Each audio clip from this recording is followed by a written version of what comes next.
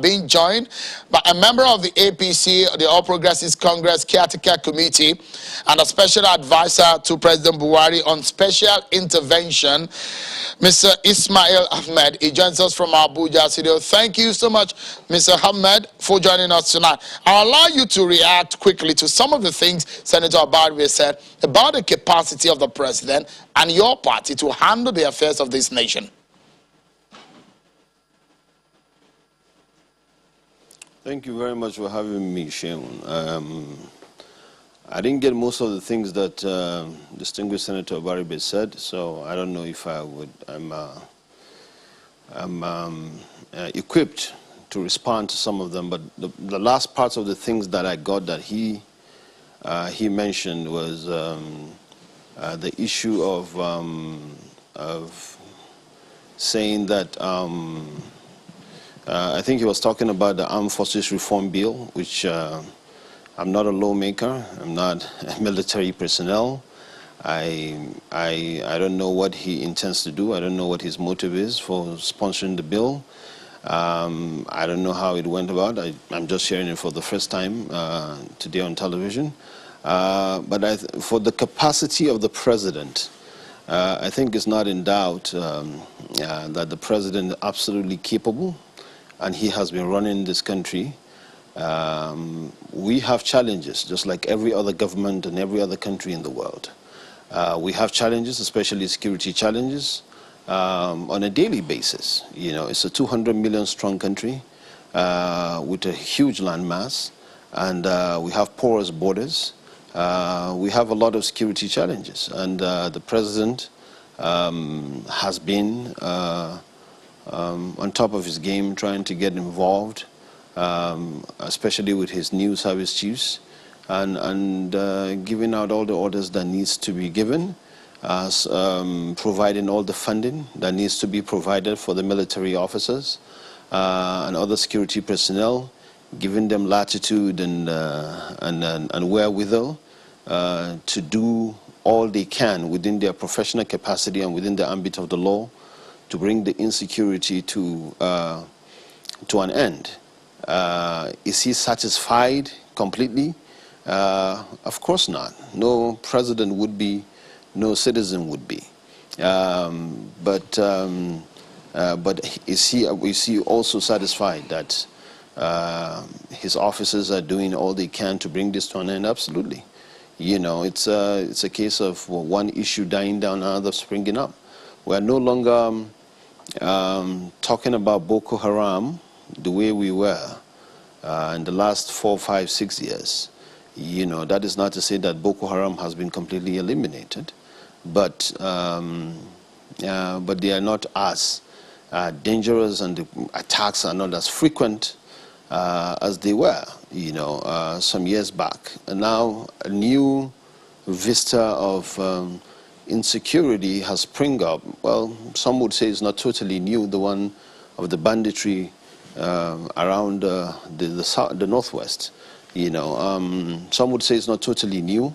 The propensity has just increased. The people that used to use machetes and sticks to rob people on rural roads now use AK-47s.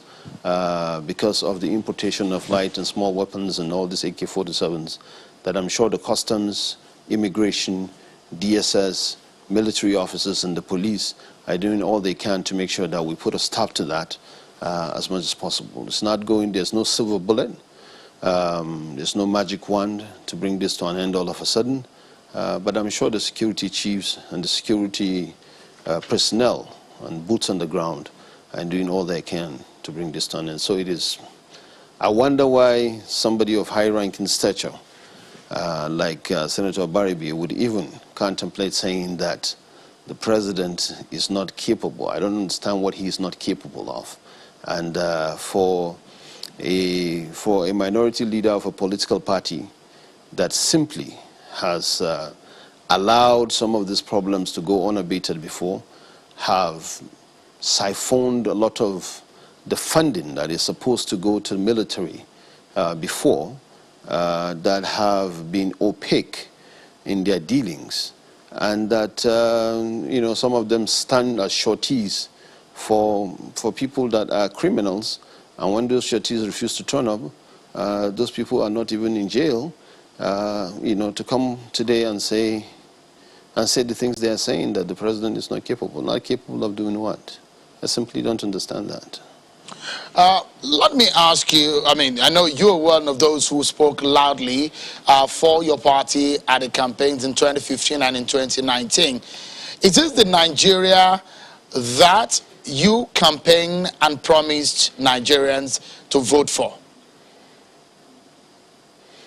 In some respect, yes. In some respect, we are not where we want to be, but we are certainly not where we used to be.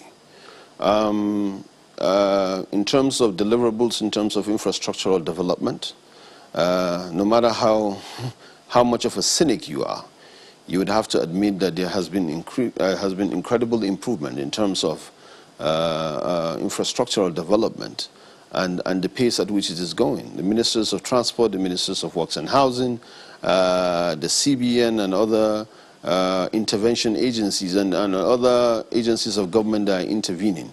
For the first time, people are getting money directly to their accounts. We are spawning our programs that directly affect people's lives and in their pockets.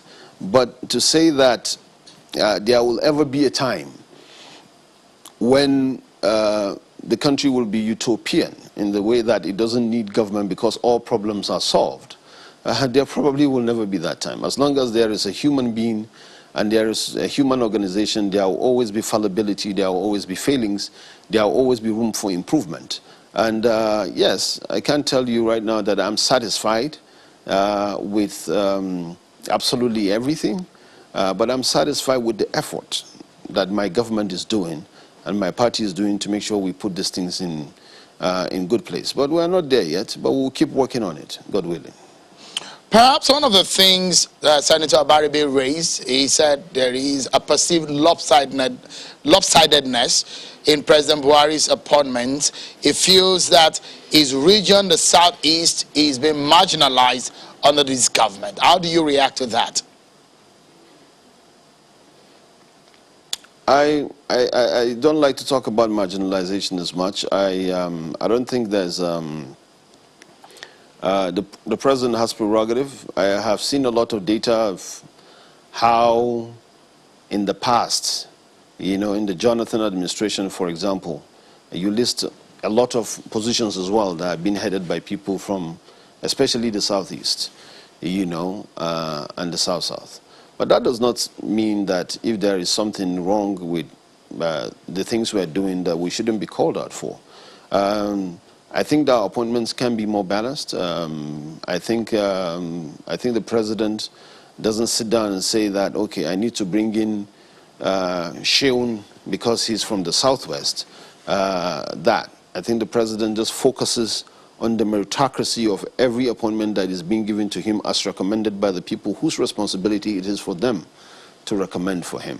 And then he makes those appointments based on that professional advice. But I agree with you. To an extent, we are in a democracy. There needs to be a political eye that looks at some of these appointments and make sure that there is balance, you know, for the sake of optics and perception.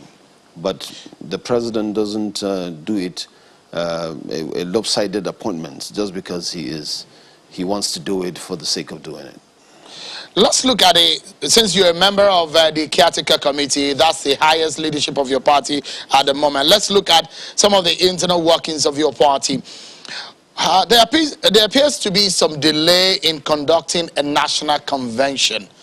What seems to be the problem? What is the delay? I'm asking. You're supposed to have a national convention in December. Explain to us what seems to be causing the delay. There is no delay in particular. We have been given, in December, we took the report of what we have been doing to the neck of the party, and the neck in its own wisdom extended the lifespan of the caretaker to June 30th of this year. And so far, we have been implementing the plans that we have set out to do diligently. When we came in June of last year, it was a bit of a turmoil, and we had the COVID restrictions and protocols that were fully in place at that time, and that we couldn't gather. And there was no way we could do anything. We could build something or nothing. We needed to do registration and revalidation again. That took a while. That took us way to around October and November when the NSAS started, and then it catapulted, and then I think the restrictions were relaxed sometime in January or February of this year. And that was why the NEC, in its own wisdom in December, gave us an extension of another 6 months, which we are implementing the plan. We are doing the registration as we speak. The registration is ending soon. Once the registration ends, we do the necessary cleanup, and then we move into ward congresses, local government congresses, and state congresses. Local government congress, if you know how party works, is probably the most difficult one, because that's the one where you need all the party members, card-carrying members, to go back to their wards and do and conduct congresses. Once that is done and you have elected officials at the ward level, the rest is a dominoes effect. It can be done within a very short period of time. So we are still right on time. We're still right on timetable. There is no delay whatsoever. So quickly, because we're out of time, considering the promises your party made to Nigerians before the polls, how would you rate your popularity? I mean, the popularity of the APC dwindling or growing?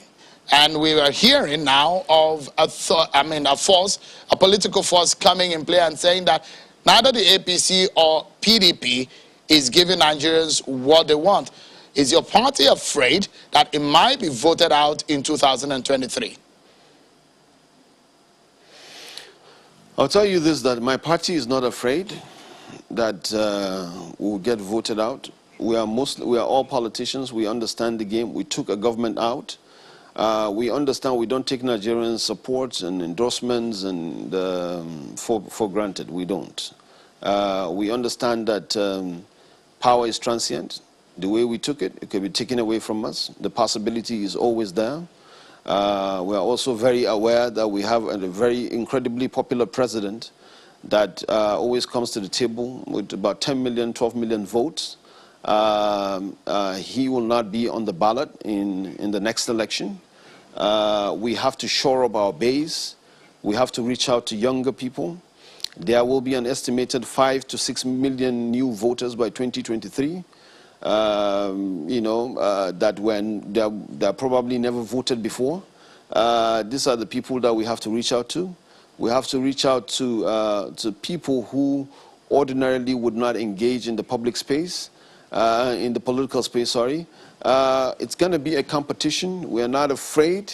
We don't think we're going to lose the election. We don't think PDP are in a better position than we are.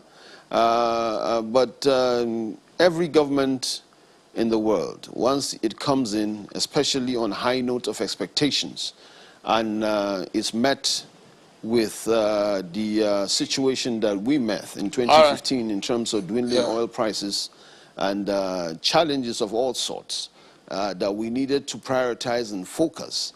Of course, there will be dip and flights on your popularity and approval polls. But Mr. Ahmed, that we are a party in government, and to a large extent, a lot of Nigerians have experienced a lot of things that they have never experienced in any other government prior to this government, especially in terms of COVID-19 relief and social intervention programs and monumental infrastructural development projects that is ongoing, that is all there right, for everyone Mr. Ahmed. to see.